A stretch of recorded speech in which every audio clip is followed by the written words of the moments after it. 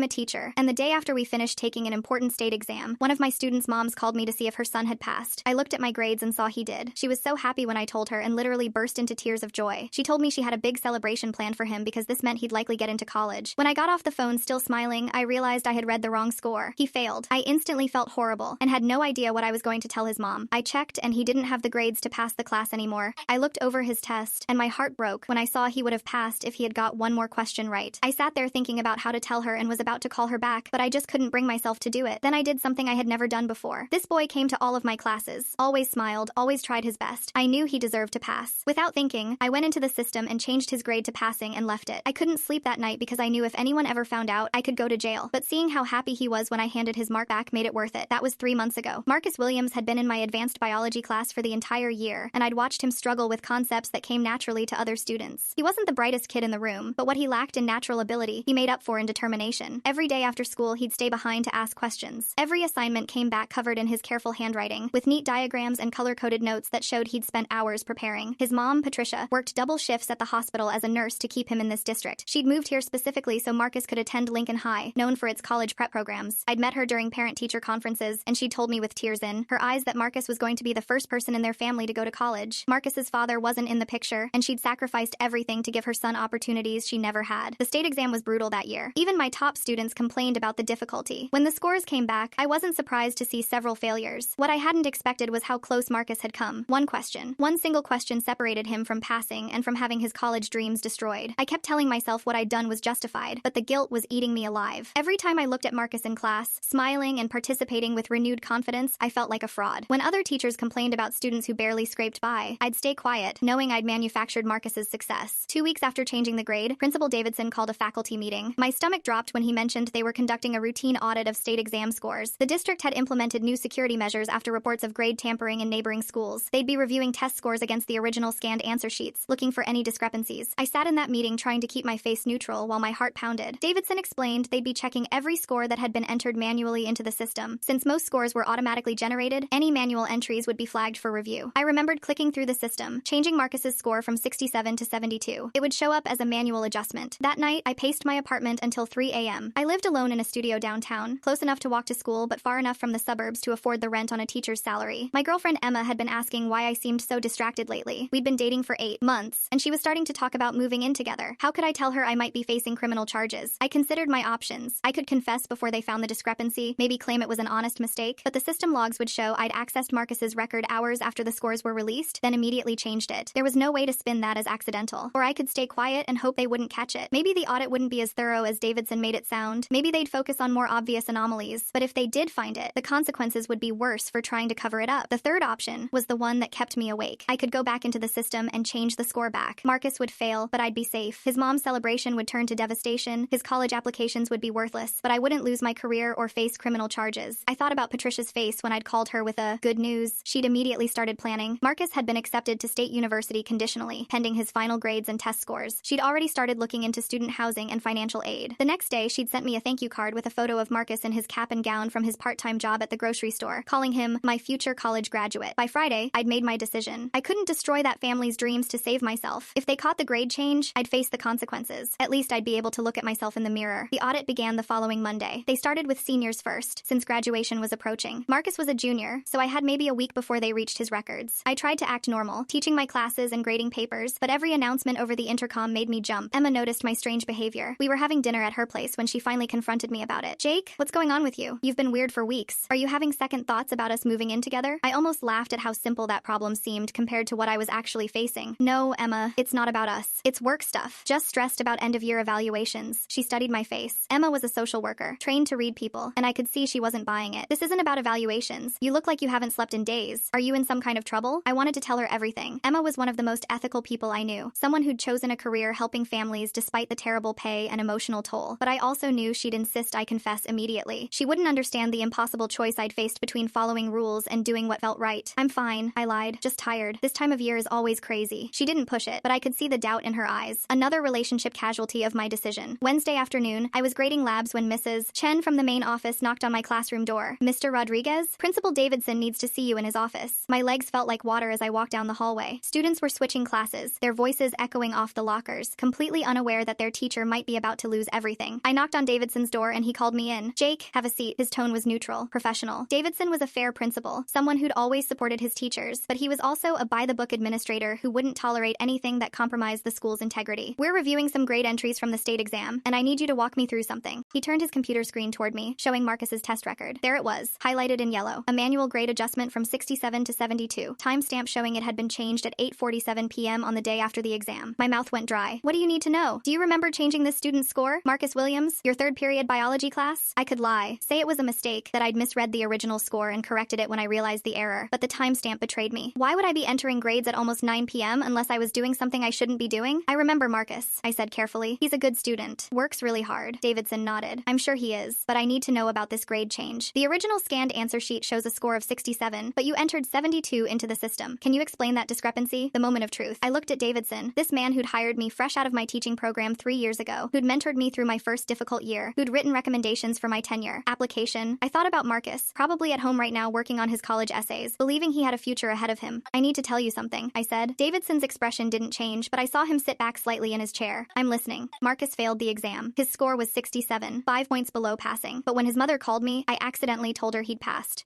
She was so happy, so relieved. She started crying, told me about the celebration she was planning, how this meant he could go to college. Davidson was completely still, waiting for the rest. After I hung up, I realized my mistake. I looked at his test more carefully, and he missed passing by one question. One question, Mr. Davidson. This kid has worked harder than any student I've ever taught.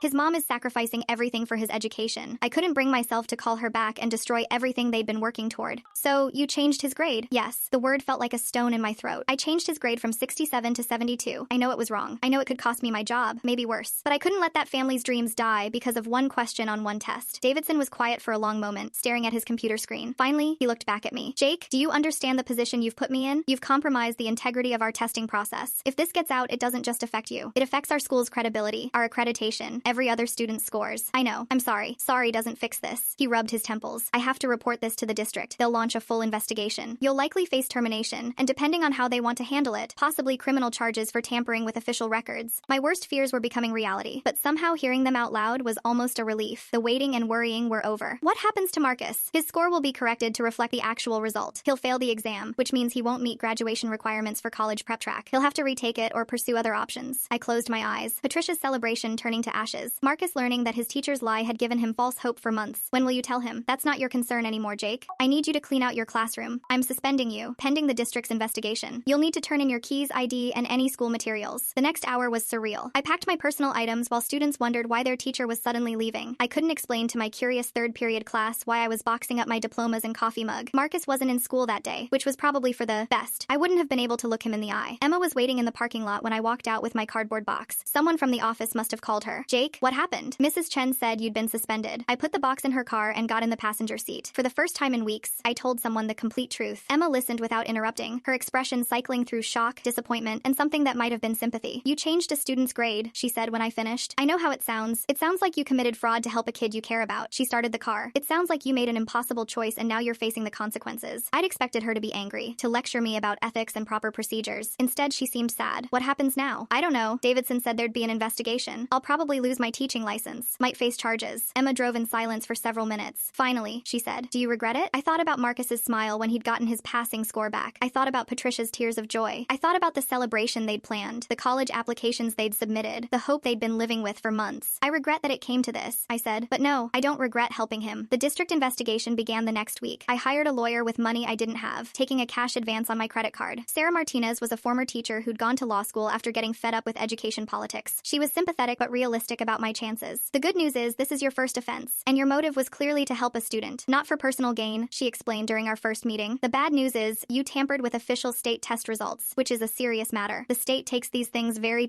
seriously, especially with all the recent scandals in other districts. What's the worst case scenario? Termination, loss of teaching license, possible criminal charges for falsifying official documents. You could face up to 2 years in prison, though first-time offenders rarely get jail time for something like this. 2 years in prison. I'd never even had a speeding ticket, and now I was facing felony charges for trying to help a kid go to college. The story broke in the local newspaper 3 days later. Teacher suspended for grade tampering was the headline, with a photo of Lincoln High and a brief description of the incident. They didn't name me specifically, but in a town this size, everyone would figure it out quickly. quickly. My phone started ringing immediately. My parents, my sister, former colleagues, friends who'd seen the news. Each conversation was harder than the last. My mom cried. My dad, a retired police officer who'd raised me to believe in following rules above all else, was disappointed in a way that cut deeper than any punishment the district could impose. "I don't understand, Jake," he said during a painful phone call. "You threw away your career for what? One student's test score? It wasn't just a test score, Dad. It was his future, his family's future. And what about your future? What about Emma? What about the other students who are losing their teacher because you couldn't follow the rules?" I didn't have good answers. Maybe there weren't any good answers. Emma stuck by me through the initial media attention, but I could feel the strain. She worked for the county social services department, and having a boyfriend under investigation for falsifying records wasn't great for her professional reputation either. We stopped talking about moving in together. She stopped mentioning long-term plans. The investigation took 6 weeks. During that time, I tried to find substitute teaching work, but word had gotten around the education community. No principal wanted to hire someone under investigation for grade tampering, even temporarily. I ended up taking a job at a sporting goods store, selling running shoes to high school kids who might have been my students in another life. Marcus found out about the grade change 2 weeks into the investigation. Patricia called me, and her voice was completely different from that joyful conversation months earlier. "How could you do this to us?" she asked. "How could you let us believe he'd passed when you knew he hadn't? We've been planning for months. Marcus already submitted his housing deposit." "Mrs. Williams, I'm so sorry. I was trying to help." "Help?" Her voice cracked. "You let my son live a lie. You let me waste money on college preparations. You let us hope for something that was never real." She hung up before I could explain about the one question, about how close he'd come, about how unfair the whole situation seemed. Maybe there was no explanation that would make it better. The worst part was that Marcus had to retake the exam. The stress of the scandal, combined with the disappointment and public embarrassment, affected his performance. He scored a 64 on the retake, even lower than his original 67. The college prep track was no longer an option. His conditional acceptance to State University was rescinded. I learned all this through Emma, who heard it from a friend whose daughter was in Marcus's class. I wasn't allowed to contact the family directly, and they certainly weren't reaching out to me. The district's final report came out in late May. They recommended termination, revocation of my teaching license, and referral to the state attorney's office for possible prosecution. The school board voted unanimously to accept the recommendations. Principal Davidson called to inform me personally. "Jake, I want you to know this wasn't easy. You were a good teacher, and I know you meant well, but we can't have teachers changing grades for any reason, no matter how good their intentions." "I understand, Mr. Davidson. What happens to my students?" "They'll finish the year with Mrs. Peterson covering your classes. She's coming out of retirement to help us through the transition." Mrs. Peterson had been my mentor when I first started teaching. She was 72 years old and had been enjoying her retirement until she had to come back to clean up my mess. Another person affected by my decision. The state attorney's office reviewed my case in June. Sarah, my lawyer, negotiated a plea agreement that avoided jail time. I pled guilty to 1 count of falsifying educational records, a misdemeanor. I received 2 years probation, 200 hours of community service, and a $5,000 fine. "You're lucky," Sarah told me after the hearing. "The prosecutor was sympathetic to your motives, and your clean record helped, but this conviction means you'll never teach. Again, not just in this state, but probably anywhere." The teaching license I'd worked 4 years in college to earn, the career I'd dreamed about since middle school, was gone. At 28 years old, I was starting over completely. Emma and I broke up in July. She'd stood by me through the investigation and trial, but the stress had taken its toll on both of us. We were different people than we'd been when this all started. "I still love you," she said when she came to pick up her things from my apartment. "But I don't know who you are anymore. The Jake I fell in love with wouldn't have lied to me for weeks about something this serious. I was trying to protect you." "No, you were trying to protect yourself. There's a difference." She was right, of course. I'd told myself I was sparing her the worry, but really I'd been afraid of losing her support when I needed it most. Ironically, trying to keep her by hiding the truth had driven her away anyway. By August, I'd found a job as a curriculum coordinator for an educational software company. It wasn't teaching, but it was still education adjacent. The pay was better than teaching had been, and I could work from home, which was good since I'd had to sell my car to pay legal fees. I was working on a biology module one afternoon when I got a Facebook message from an unexpected source. "Marcus Williams. Mr. Rodriguez, I hope it's okay that I'm messaging you. I wanted you to know that I got accepted to community college for the spring semester. I'm going to study for 2 years and then transfer to a 4-year school. It's not what we originally planned, but Mom says sometimes the scenic route gets you to the same destination." I stared at the message for a long time before responding. "Marcus, I'm so glad to hear from you. I'm proud of you for not giving up on your education. Community college is a great start, and transfer students often do really well at 4-year universities. I wanted to ask you something. I know what you did was wrong, and it caused a lot of problems for everyone, but I also know you were trying to help me. I was angry for a long time, but I've been thinking about it, and I realized something. You believed in me even when the test said I wasn't good enough. That matters to me." My eyes started to water reading his words. "I still want to be a doctor," he continued. "It's going to take longer now, and it's going to be harder, but I'm going to do it. And when I do, I want you to know that part of my success will be because I had a teacher who cared enough to take a risk for me, even if it didn't work out the way either of us wanted." I typed and deleted several responses before settling on, "You're going to make an excellent doctor, Marcus. I'm honored to have been your teacher, even briefly. Keep in touch and let me know how your studies are going." He messaged back immediately. "I will. And Mr. Rodriguez, thank you for everything." That conversation changed something in me. I'd been carrying the weight of everyone I'd hurt. Patricia, Marcus, my fellow teachers, Emma, my family, but Marcus, the person most affected by my decision, had found a way to forgive me and even see see value in what I'd done. The community service requirement turned out to be the best part of my punishment. I worked at a literacy center, helping adults who'd never finished high school prepare for their GED exams. Many of them had stories similar to Patricia's young parents who'd had to drop out, people who'd made mistakes and were trying to rebuild their lives. There was Maria, a 35-year-old single mother of 3 who cleaned offices at night and came to the literacy center during her lunch breaks. There was Robert, a former addict who was 2 years clean and determined to get his high school equivalency so he could apply for a job with the city. There was Linda, whose abusive husband had never let her finish school and who was now, at 53, finally learning to read at a college level. Working with these students reminded me why I'd become a teacher in the first place. It wasn't about test scores or state standards. It was about helping people unlock their potential and reach their goals. I couldn't do it in a traditional classroom anymore, but I could still make a difference.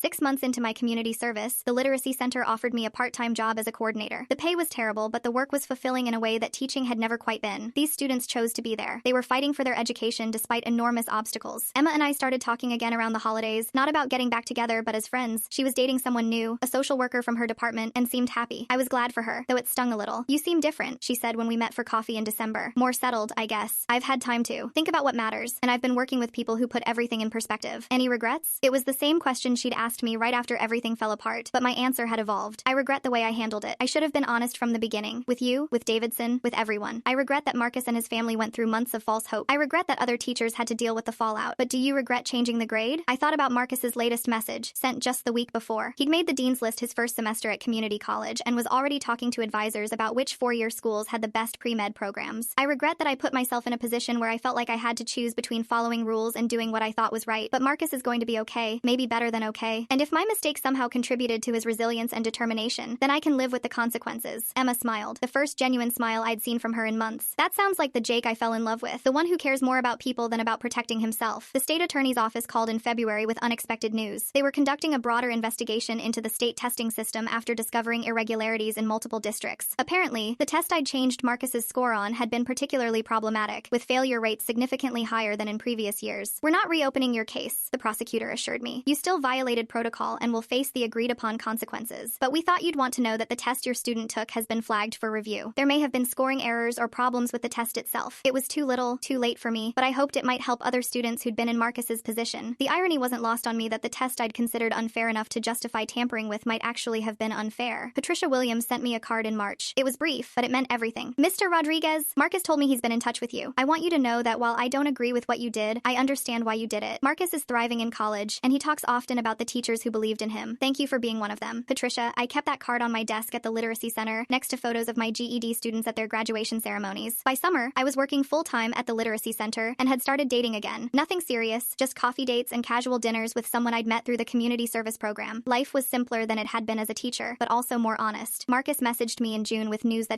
I've been accepted to State University as a transfer student for the following fall, the same school that had originally accepted him conditionally before everything fell apart. This time, his acceptance was based entirely on his own merit and hard work. "I wanted to tell you first," he wrote. "You probably don't remember, but in your class, you always said that setbacks don't define us, comebacks do. I think about that a lot. I did remember saying that, though I'd never imagined I'd be living it myself. The probation officer visited me for the last time in August. I'd completed all my community service hours, stayed out of trouble, and paid my fines. My record would still show the conviction, but I was officially free from court supervision. Any plans now that probation is over?" she asked as we finished the paperwork. "Keep doing what I'm doing. Help people learn. Try to make a positive difference." "Just legally this time?" I laughed. "Definitely legally this time." As she packed up her files, she said, "For what it's worth, I've supervised a lot of people over the years. Most of them are here because they made bad choices for selfish reasons. There's a difference." That September, I got a call from the community college where Marcus had been studying. They wanted to know if I'd be interested in teaching basic biology in their adult education program. It wasn't traditional teaching. I'd be working with older students, part-time schedules, and no state testing requirements. But it was a classroom again. "We know about your background," the department head explained. "We've done our research. We also know about the work you've been doing at the Literacy Center. Our students need teachers who understand second chances and believe in people who've made mistakes." 3 weeks into the semester, I was reviewing cell division with a class of returning students when someone knocked on the door. Through the window, I saw a young man in scrubs, tall, confident, with the same smile I remembered from my high school classroom. "Marcus?" I stepped into the hallway. "What are you doing here?" "I'm doing my EMT certification through the continuing education program," he said. "I just finished class and saw your name on the door. I had to stop by." He looked older, more mature, but his enthusiasm was exactly the same. "How's State University?" "Amazing. I'm in my junior year now, pre-med track, 3.8 gigapascals. I should be applying to medical schools next year." "Marcus, that's incredible. I'm so proud of you. I wanted to thank you again. I know we've talked about it, but seeing you here, teaching again, it feels important to say it in person. You took a risk for me. It didn't work out the way either of us planned, but it showed me that someone believed I was worth fighting for. That gave me the strength to to keep fighting for myself. We talked for a few more minutes about his studies, his plans, his mom's pride, and his accomplishments. As he was leaving, he turned back. Mr. Rodriguez, that thing you used to say about setbacks and comebacks? You were right about that too. I watched him walk down the hallway, this young man who was going to be a doctor despite every obstacle that had been thrown in his path, maybe because of them. That night I called Emma. We'd been talking more regularly since her relationship had ended a few months earlier. Nothing romantic yet, but a friendship that felt like it might be growing into something more. How was your first week teaching again? She asked. Good, really good. Different from before, but good. You sound happy. I looked around my small apartment, at the stack of papers I was grading, at the photo of my literacy center students on my bookshelf. I think I am happy. For the first time in a long time. I'm glad, Jake. You deserve that. We talked for an hour about everything and nothing. When we hung up, I realized that the guilt and regret that had been my constant companions for almost 2 years were finally starting to fade. I'd made a mistake, faced the consequences, learned from them, and found a way to move forward. That's all anyone can do. The next morning, I walked into my community college classroom and wrote on the whiteboard, "Setbacks don't define us, comebacks do." Then I started teaching again.